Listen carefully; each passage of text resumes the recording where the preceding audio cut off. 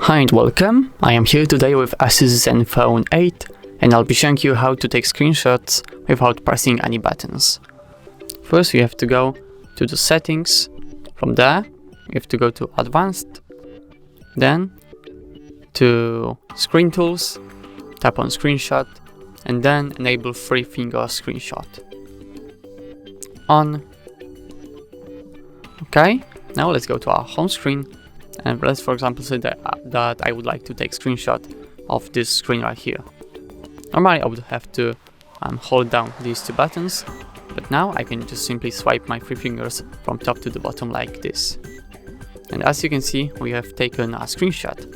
Let's go to the another screen again. It's pretty easy, just take your 3 fingers and swipe them from top to the bottom, like this, not like this, like this. And that's how you take a screenshot without pressing any buttons on ASUS Zenfone 8.